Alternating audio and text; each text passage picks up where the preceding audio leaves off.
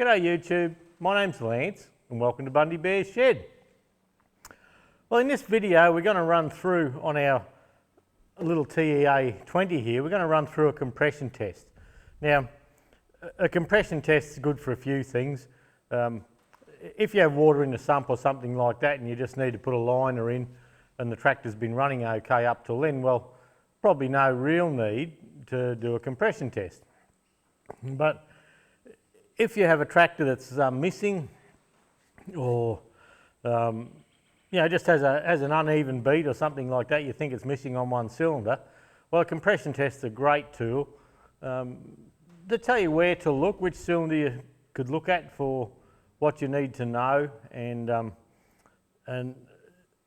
just to give you a general indication of your engine and your engine wear in general. So an example would be if you do a compression test on a petrol engine here, we're looking for about 110 pound would be a good engine. Anything over 100 it'll run okay. I've seen them up to 130 pounds per square inch, and what you're looking for too is that each cylinder is even right across the whole range. So they say within 10% of each other, but you really want them as close as possible to being the same. And an example of where a compression test would help you is if you had a misfire on number 2 and you did a compression test and you found 110 on number 1, 50 on number 2, 110 on number 3 and 110 pound on number 4, well, you'd know that number 2 is playing up for some reason. So you would start off by just checking that it has spark on that. If it's misfiring, you'd check that it had spark. You'd probably do that before you did a compression test, really. But a compression test, something that's, if you take all the spark and everything else out, it's just testing your compression pressure so that when your air-fuel mixture comes in, the more condensed it is, the bigger the burn. So if you had number 2 that was down at 50, what you could do from there is pop your tank off, pop your tappet cover off, and for instance you could have a look there then at number 2 and make sure you haven't got a broken valve spring where the valve's hanging open. Make sure that the valves aren't stuck. Yeah, these are old tractors now. Make sure that there's not a bent valve or something like that, that all the valves are on the correct height, and also that you have tappet clearance, you have rocker clearance. If you have that, well, it gives you a reasonable excuse then to pull the head off, but it'd be silly just to pull the head off, put a VRS set in, when all you needed to do really was adjust your rockers or adjust your tappets. So they are a good handy test for things like that.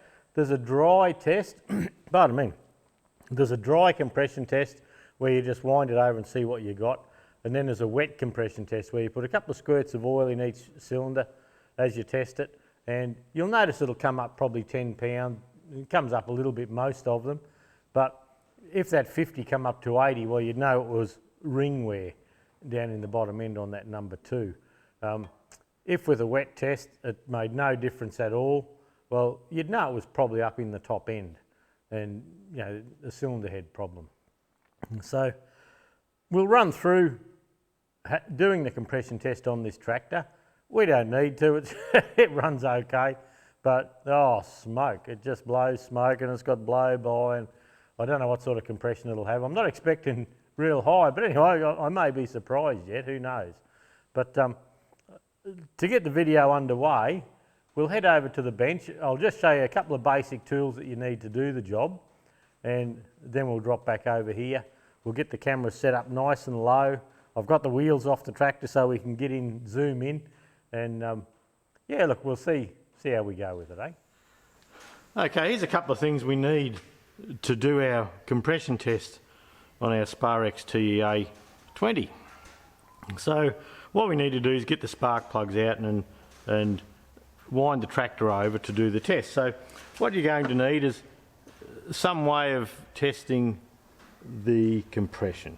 Now this is just a cheap kit I bought off eBay. Look, it might have been $30 or something. I've had it for a little while now.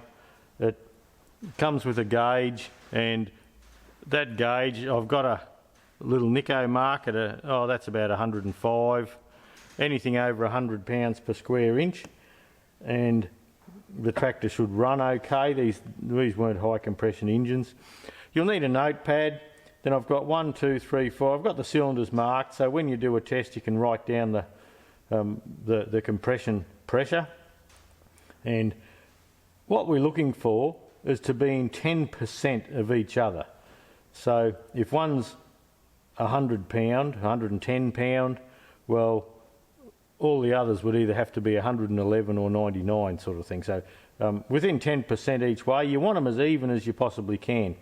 Now, I've put a little D down here. I'm not sure if you can see that or not.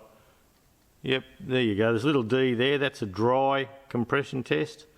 And W is a wet compression test. Now, the dry compression test is we just wind it over and see what we got. Then we squirt a little bit of oil down each cylinder and see what we have there. Now, the difference there tells us a couple of things. If it's exactly the same as when it's dry,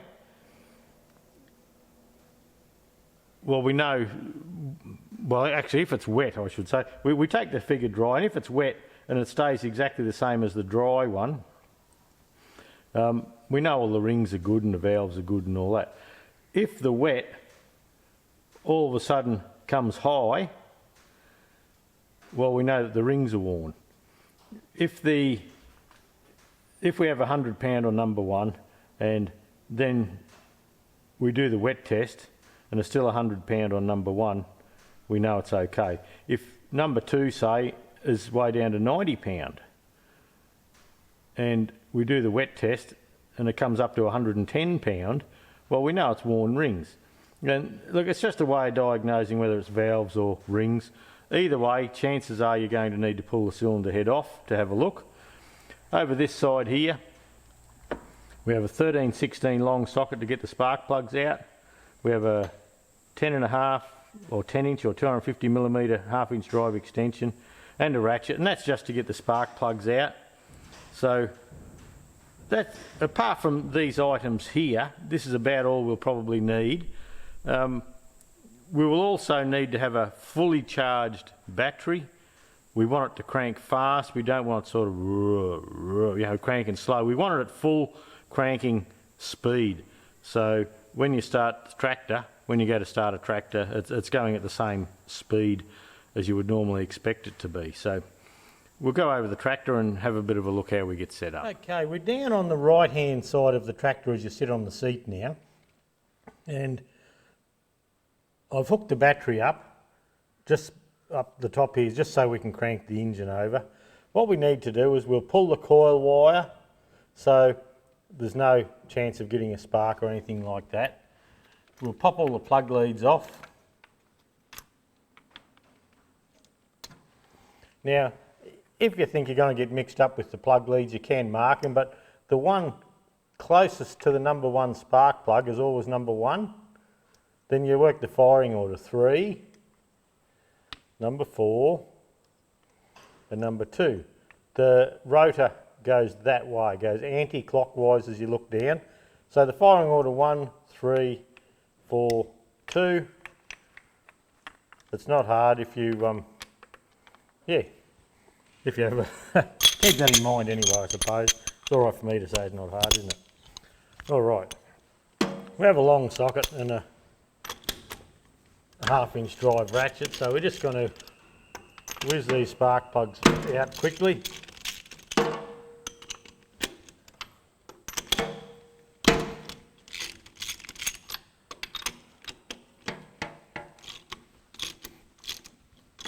This spark plug wasn't even in tight, I don't believe.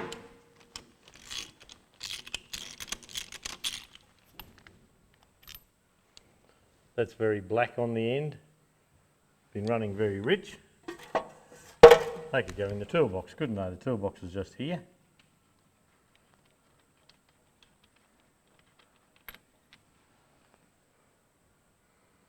That one's not as rich as the back one. A little bit oily maybe. This blew a lot of smoke, this little tractor. It, yeah, there's no, no shortage of smoke. That's wet and oily.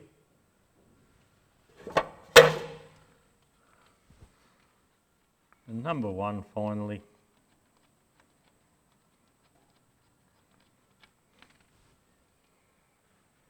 That's mainly just black, just from running rich. Okay, so what we do now is, I like to start at number one, and this, we just screw that in firm up to the O-ring.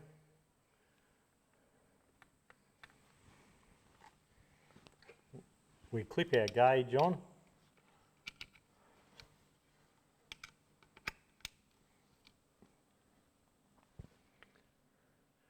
And you can see I've put a mark on the gauge just there to give us, look, that's about 105 PSI. So I'll try and keep it where we can see it.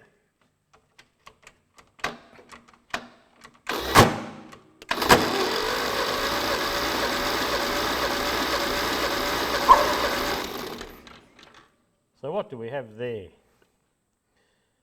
50, 55, 60, 65. We have around 70 pound on number one. So we get our pad from there on a dry run and write 70. Now we take that out now.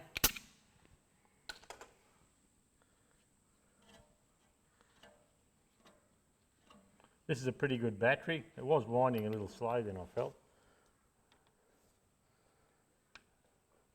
That can just be from the starter being a bit crook.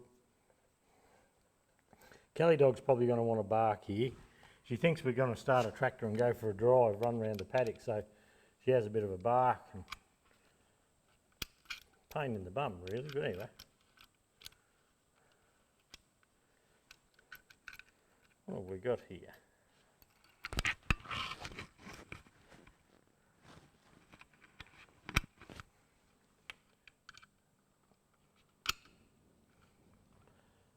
Okay, let's have another go.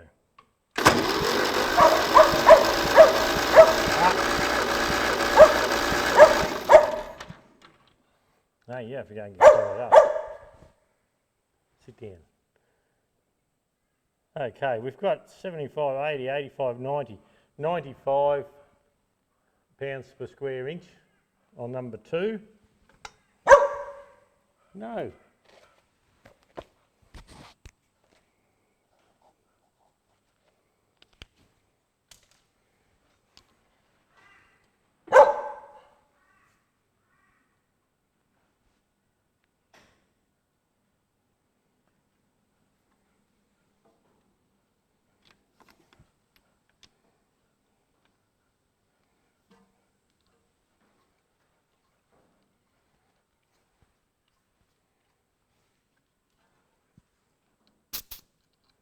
Okay, we'll try number three.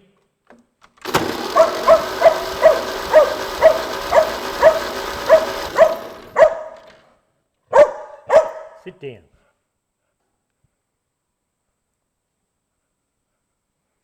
Okay, number three is back to 70 foot-pound. Hey, Kelly, I think I have to leave you home.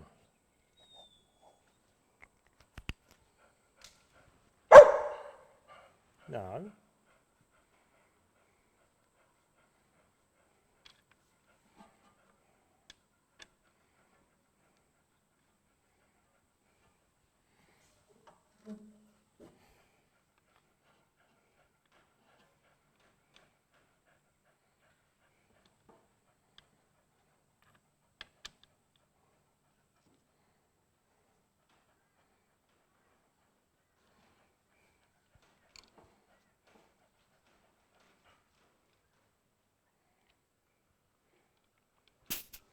Okay, we'll do number four.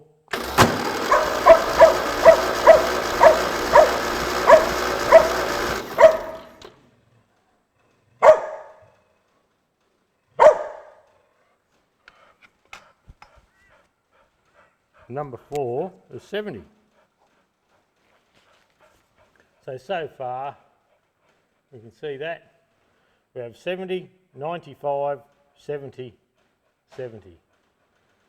So look at that. That's a big difference. I wonder why number 2 is 95. Okay, I'll do the wet one now. Now, to do the wet test, all we do, we just put a squirt of oil down the bore.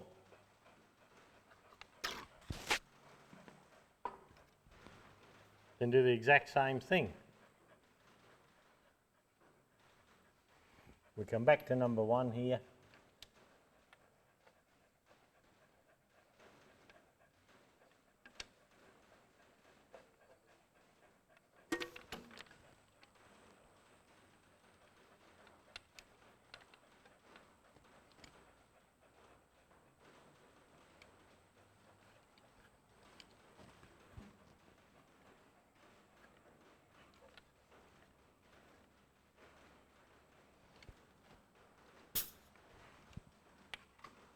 Away we go again. Okay, I'll get that where you can see it if we can. And I had to play a bit of music or something. Kelly dog just barked and barked and barked while we were doing that. And she kept thinking we were going for a drive, starting a tractor and going for a run, little shit. But anyway, so to start off with, on the dry run, we had 70 on number 1, 95 on number 2, 70 on number 3, and 70 on number 4. So these are obviously down a bit. Number 2, it's sitting up there nicely. It's going real well. Now, with a squirt of oil down each one, each cylinder, we have 90 pound on number 1, 110 on number 2, 105 on number 3, and 85 on number 4. So the engine's crook. You know, we're nowhere near 10%, like 10% of 110 is 11, so you know, we're nearly 20 away there. We're well within there, and you know, we're well from 110 down, we're well out of it at 85. So that's just running through the test. Now, the 70 at the front and 70 at the back, these 3 here, this may well have had a hone, or you know, over the life of tractors, people have done one cylinder from time to time. We don't know what the story is with that, or why they've done that. But with it coming up considerably, if say number 1 as an example, if number 1 stayed at 70 and nothing that we did would change that 70, well, we'd presume it had a burnt valve or something like that. Not to say there's not a bit of carbon around the valves now, but because it come up, well, we know it's just mainly ring wear, which is why we're here, to do an engine overhaul. So anyway, that's a quick run of how to do a compression test and why we do it and what we look for. It'd be nice to have a dog that didn't bark. But anyway, she gets excited. So look, that's short and sweet. It's just crank it over at cranking speed. Make sure the choke's not shut so it can get a full run of air through. Disable the coil, and away you go. So from now, that'll do for the video on testing the compression on the tractor. We've seen what the compression is. We've seen what a few scenarios may be. I've spoken about that. Next video, when I come back, I'll have the tank off and all the fuel lines undone, and we'll just have the bare engine here just so you can see how to pull the cylinder head off.